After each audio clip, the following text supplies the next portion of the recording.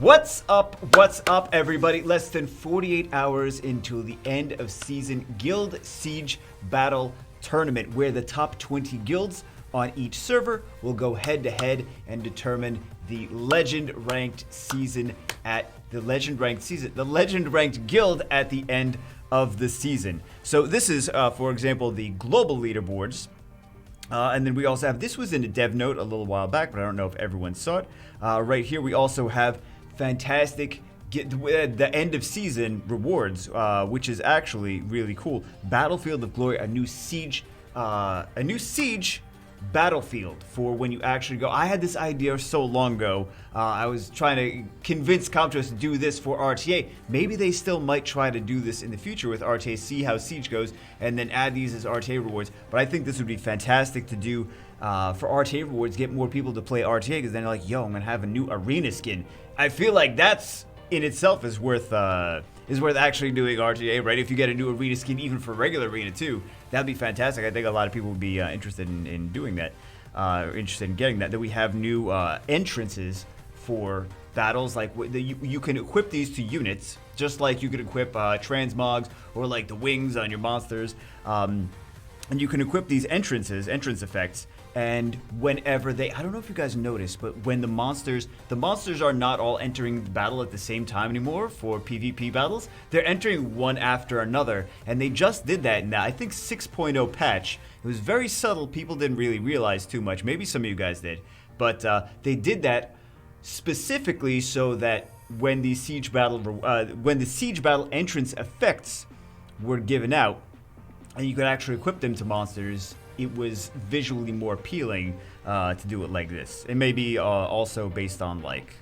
distance and things like that. But anyway, that's irrelevant. There is some pretty cool rewards for the siege. I know some of you guys might be eyeballing those 1,000 crystals for each member of the Legend Guild. It doesn't really matter. I mean, the Legend Guilds are like, they're spending money, so the Comtros is like, yeah, sure, we'll give them the 1,000 crystals. It's, yeah, sure.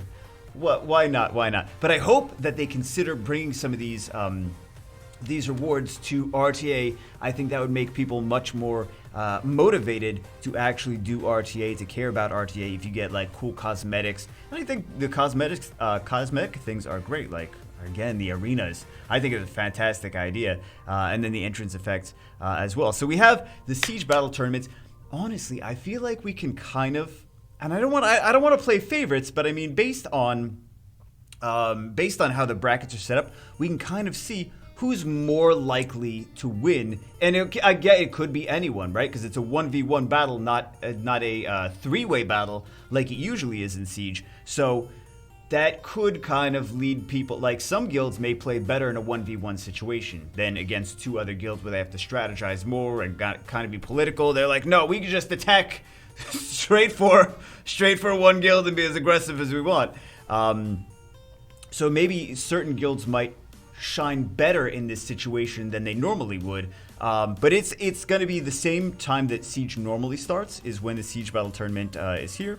And we can go to Watch Match, and we can see all the different matches that are going on while they're actually battling. So you can actually just watch people that are playing in these battles. However, the way the brackets are set up, like you see on the top left-hand side, Mithril, 1789, Hell, Pro Patria Mori, and Malicious, you see that Mithril 1789 are battling against each other in the first round. Hell and PPM are battling each other in the first round. Then Malicious just bypasses everyone until the second round, until the third round. Yeah, the third round. I don't know why I was thinking it was the second round. I'm like confusing myself right now. Anyway, Malicious, Calibre, I don't know if that's how you pronounce it or if it's supposed to be Caliber, either Caliber or Calibre. And then on the right-hand side over here, Sayswag again and Fury all get a pass into the third round as well, because they are the top 4 guilds currently. If we take a look at current info, we take a look at current ranking, Malicious, SSA, Calibre, and Fury. I know I'm going to be saying that, but Bagel, no, you pronounce it Caliber when it's with this guild, Caliber. Anyway, they get passes into the third round because they are the 4 top ranked guilds currently. So you can kind of look at that, and you can look at any of the Siege Battle tournaments on any of the different servers and be like, okay, those are probably going to be the ones that are going to be at the top again. I think a lot of people are looking to Malicious and SSA to actually take the whole tournament. We'll see. A lot of good guilds here, though. It's not just them. There's a lot of good guilds in the tournament on each server. Very, very strong players, very, very strong guilds on all servers. Like the top in Siege is pretty hardcore, like no matter which way you slice it. On like every server. But we can take a look at that on Monday. Maybe we'll do it during stream and actually take a look at some of the matches. You're gonna see some toxic stuff, though. You guys gonna see some toxic LD defense, LD, like all the LD5 defenses, all the most toxic things stacked over and over and over and over again. But that should be fun to at least watch. And then maybe like, oh, thank God I'm not in a G3 guild anymore. I don't want to have to fight any of these crazy stacked over and over and over again defenses. Because it's not the thing. The thing is not like, oh, it's challenging to beat it the first time. The thing is like, it's challenging to beat it the 5th time you actually have to hit the same exact defense, which gets crazy. And it's like, okay, how many counters do I have for this specific LD5s that every time I start beating this tower, they restack it again? Anyway, so that's the Siege Battle Tournament. We'll take a look we'll take a look at the other servers and see who's in the top Siege Battles and the top 20 guilds for the different servers. But first, I want to talk about something very interesting. So, I'm sure many of you have already noticed that Comtuos opened a secret dungeon for the Wind Living Armor. Great unit. You're going to see it already going to be used a lot in the Guild Siege tournament. I have several of them built on my main. I have several of them built on Free to Win. I have at least one built on every server, basically, aside from Light and Dark server, but I have many of them built myself. I think they're fantastic units. I think that everyone should have at least one built. If you want to build more than one, that's great. There's not a whole lot of DPS, there's not a whole lot of defense-based DPS units that, like, when you get Rage Runes that are like a lot of defense and crit damage and crit rate, you're like, okay, what unit would this go on? What unit is like Copper Bulldozer? And you can build as many, build multiple coppers, build multiple bulldozers. There's some of the best units for Guild Wars, Guild Siege, especially Guild Siege, because they're tanky and they also do ignore defense damage. So you don't have to worry about strips and defense breaks and whatever. Just worry about, they do big burst damage. And if they get hit, they can take a couple hits because they're tanky, right? So fantastic, fantastic units. Just in general, also that they are scalped for Zinc, which is Zinc the Dark Living Armor, which is a unit that's great for the Steel Fortress B10, which a lot of people have a rough time. Like, I'm trying to fuse more Argons to skill up my Irgar, and then, having a hard time with these vampires or like, Pungbek and Chiwu and things like that to strip and block beneficial effects. Dark Living Armor is a fantastic unit, and his AI will tend to do it a little bit more than the vampires and the pioneers, because he has it on skill 3. So they like to prioritize the skill 3. I'm sure you guys have noticed Pungbek likes to prioritize his skill 3. Irgar likes to prioritize his skill 3. Zinc will also like to prioritize his skill 3 over his skill 2 if he has them both available. So his skill 3 is the is the AoE block beneficial effects. So it's a little bit better using Zinc from what I have seen, because I have them all built on multiple different accounts too. So I've seen a lot of success using Zinc, more so than the other ones that have, because the AI is terrible, right? Anyway, that's besides the point. So in the past, we're gonna get to actually why I'm mentioning this and not just about that. In the past, Comtuos has done some secret dungeons before, of relevant units before they've done the second awakenings on some of those units. Like, for example, I think the Martial Cats they did it with. I'm not sure which else ones, but I've noticed like a little trend, like not every single one, but sometimes they've done them before that.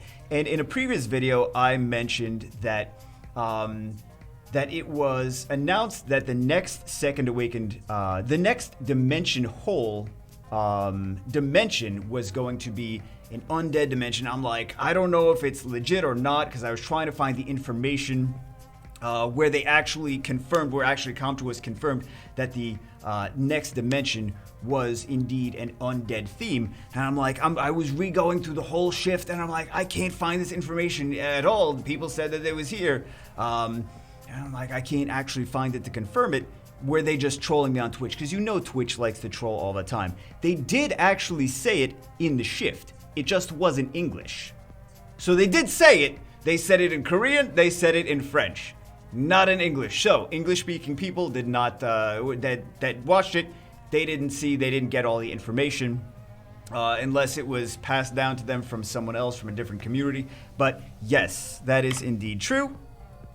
Next 2A dimension confirmed is a death theme. Again, they said it in Korean and French. So that's why when I went through and watched to make sure, I was like, let me confirm this before I actually say that it's on the thing. The news video that it had like a week ago, 2 weeks ago or whatever, I went through and I watched the shift again, and I'm like, I can't find this information anywhere because again, it was in Korean and French. It was not said in English. But yes, they did confirm. I found the information where they confirmed that the next 2As were going to be there, a new dimension. But yes, they did confirm that it is going to be a death theme. Very interesting. So now we're looking a little bit more at the Living Armor, and you're like, Bagel, are you going to tell me that the Copper is getting a second awakening? Because that would be way too OP. He's kind of like an undead unit. I'm just saying he's an option. I'm just saying maybe consider that is going to be an option. Let's take a look at the different possibilities. If it, I'm going to, like, if it is indeed a death theme, like, no, it's actually confirmed that it's a death theme. So let's take a look at the possibilities that we would actually see in this new dimension. And I don't know when exactly it's going to come out. It's going to come out before the end of the year, but I don't know what exact time, date. You know, we have the Street Fighter thing coming up. So I would like to think that it's going to be after the Street Fighter stuff is done. And the Street Fighter stuff is going to be September, October. So maybe November. Maybe like sometime in November. Well, I think they said they also wanted to do, maybe Halloween. Right? Because October 31st, end of October, Halloween makes sense. Maybe they'll announce this on Halloween, right? So anyway, possibilities that we may see in this new secret dungeon, not secret dungeon, possibilities we may see in this new dimension, whole dimension. I'm gonna just go out and say very likely Grim Reaper. It's a death theme. Grim Reapers, no one's really using them. They used to be used a lot. Man, and these guys at Second Awakening, they are going to be insane for TOA hard. More TOA hard than TOA. They're going to be insane. They're really going to be like the best TOA hard units at that point after the Second Awakening. I don't know what they're going to get, of course. I mean, we can theory craft what they're going to get. But yeah, also, I mean, likely, possible, some of these units, because it's a death theme. So I'm like, the Grim Reaper is definitely death. It's definitely, like, what is more death than the Grim Reaper? That's definitely that. Other things that are a little bit related, right? Because we got to think about, like, things that are maybe related to the Grim Reaper, to death, Living Armor, Frankenstein, Mummy, Howl, Hellhound, Mystic Witch, those kind of, and also those are very Halloween-y style units as well. So we got to think that maybe some of these are actually coming to the game. We have a little bit more info now on that. So yeah, I'm excited to see. I'm excited for Second Awakenings on these Grim Reapers. I'm gonna say it's not confirmed that it's the Grim Reaper, but come on, man, death theme.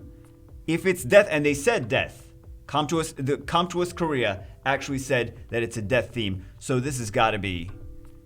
Like, I can't imagine anything more deadly, more death-like than Grim Reaper. Anyway, let's go take a look at some of the other servers for the Siege thing. I just wanted to give you guys the information. I wanted to clarify because, again, it was announced. It just wasn't announced in English, and that's why I didn't have the information. I was like, in the last video, I was like, I try to confirm this. I try to, like, redo my research. I try to do my research, guys. But if it's not said in English, sometimes I miss it because I don't natively speak French or Korean, right? I understand a little French, but not any Korean. Zero Korean. Now we're here on the Asia server, and I think some of these guilds on the Asia server, some of you may be familiar with already because you've seen them throughout the years in different videos from like YDCB and Allegro and Ashambi and Snow, etc., right? So you've seen some of these guilds before. Let's take a look at the, I would not want to go up against some of these guys. All the guilds on any server are super OP, but I think just like some of these players on like the Asia server and the China server, and I think mostly the Asia, China, and maybe Korea. Some of these other guilds are like pretty intimidating because you see like the amount of crazy LDs that some of these Asian players have, and it's just like it's insane. It's like they have like half the LD5s in the game and like every LD4. So like they could make whatever defense they want in Siege, and it's. To me, that's very intimidating when you're fighting against, like, they could just put in whatever, literally whatever, and they have crazy, like, people that have spent, like, $50,000 to $100,000 or more on the game. It's pretty intimidating. So, of course, we see, like, Goat VRK Gangster, and I'm not sure this guild, I'm not too familiar with them. And then they've apparently been a guild for a while, and then Avenger are the top 4 in this server. But again, there's a lot of strong players, a lot of strong guilds, a lot of strong players. Regardless, Monte Carlo, I kind of feel like they're a little bit underrated because they're a very strong guild as well. Like they got some really OP players in this guild too. There's OP players in all of the guilds, but just how far are they on the ranking list? Monte Carlo. Oh, they're 10. Okay. Yeah, there's some really OP guilds. Let's take a look at some of the other servers. Now we're here on the Europe server, and one of the things I noticed, a lot of OP guilds again. One of the things that I noticed about the Europe server more so than the global server is a lot of people in the top guilds know each other. Like they've communicated, they hang out in each other's streams, even if they're not in the same guild. They communicate, they chat, they're friends with each other across the different guilds and know each other. You see that a little bit less in global server, but it's a little bit more of a tight-knit community for the top guilds in the Europe server. That's just something I've noticed throughout the years. A lot of OP guilds, man. I'm not too familiar with the Light Hope. So Aftermath EU, that says EU, it's not just Aftermath, yeah. Aftermath EU, Light Hope, Squad Zero, and AF Legends are the top 4 guilds in here. I believe Aftermath EU is actually a decent amount higher than the other ones, than like number 2. We could take a look at that in a second, though. There's still some really OP, like there's still a lot of OP guilds that are not. This is like one of the more OG Europe server guilds, wasn't it? There's still a lot of other OP guilds that are not in the top 4, but are still not to be taken lightly. God's Army, I don't know if you guys know the God's Army website that a lot of people used to go to check out builds, but yeah, there's a lot of OP, players and a lot of OP guilds that are not even in the top 4. But again, it's like, it could go either way, but I really gotta say, I think that anytime we see like the top 4 guilds, like one of them is generally gonna take it, just because they're stronger. Usually, that's how they got to the top 4. Although, again, I gotta say this again, it's a 1v1 system in this tournament, so there's not like that potential of 2 guilds from similar families coming in, and there's one guild that's like, oh, a guild of like, I don't know, because some guilds have guild families, right? So like 2 guilds from one guild family could fight like a 3rd guild, and it's like, oh, great. Like if you're in the 3rd guild, you're like, we're gonna get so destroyed. We have no chance. So you may see a little bit of a different story when you see the 1v1 every single time.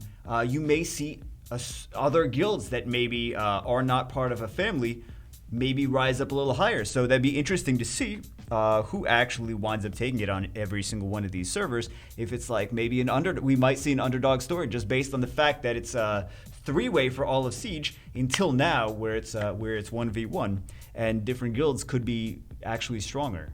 Here we are now on the China server. I'm not going to pretend that I know every single person in every single one of these guilds, because I really don't. One thing definitely stands out in the top guilds here.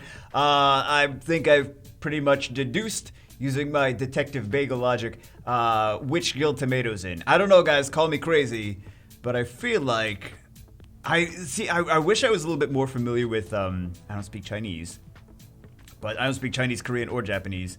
Such a pleb. But it would be nice to like understand what's going on a little bit more on the different servers. I could take a look at metas, I could take a look at defenses, I could take a look at things like that. But I don't really know the big players unless they're RTA players, right? The big super OP, super OP. we all know who that is. I wonder if there's any. Oh, how to play. Is in the same guild as Tomato? So, yeah. Okay. So we could just deduce that this is going to be the Legend Guild. I'm just that seems like an easy tournament on this one. I don't. Oh, there's a lot of G3 on here. Like a lot of G3. I mean, a lot of these. Here's another thing, guys. A lot of you get hung up on like the midweek ranks, and midweek is just however many attacks they've done in Arena is how they are in their midweek rankings. Like if this last player on the list just maybe didn't do very much Arena, they're like, yeah, I did like 3 Arena battles this week. Whereas like some of the players up here, like G3, like they're like probably like, oh, I'm doing Arena battles a couple times a day, right?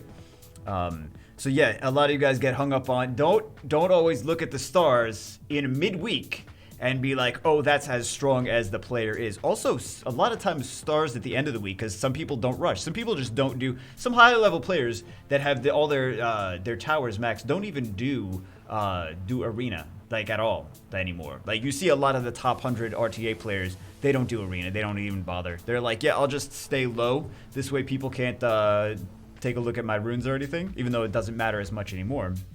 Because RTA runes are different from normal runes, but people don't like when their runes. Some people don't like when their runes are peeped. So, yeah, I don't think I know. Do we know anyone here? Any OP RTA players? Maybe. Bagel's scrolling too fast. It takes time to load all these different. I don't know. They're all Chinese names. Who knows who's in who? Who's in what guilds, but it could be some OP. They're all OP players, but yeah. Anyway, let's go take a look at. We know who's gonna win this regardless, right? Japan server. These, now that I'm seeing it, actually, I know a decent amount of these guilds in Japan server. Because they use English names, right? So if they use English names, and I've seen the logos, then I'm familiar with the guilds just in general, right? G-Boys, there's a lot of OP players. Just in like you look at like RTA replays, RTA leaderboards, and you see a lot of like, oh, G-Boys is scattered here and there. Excellent is another one.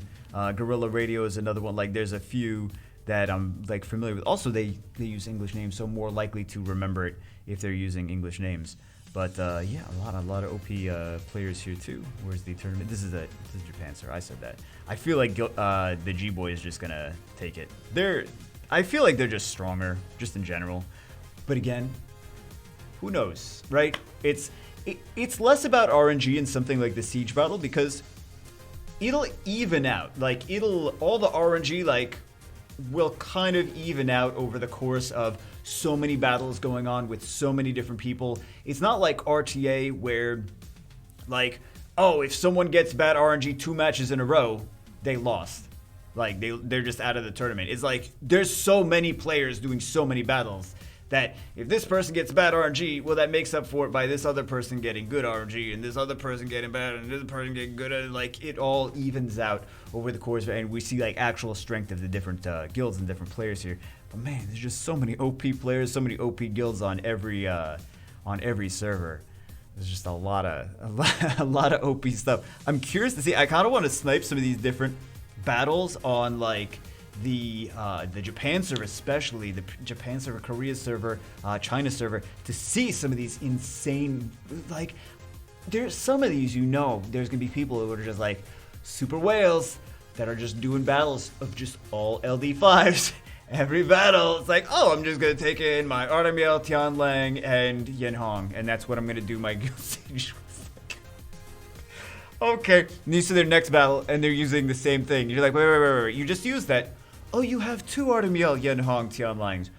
Oh, okay.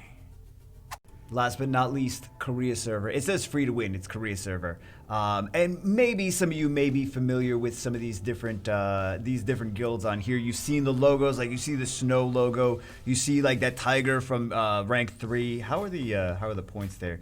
Number 1 and 2 are pretty close.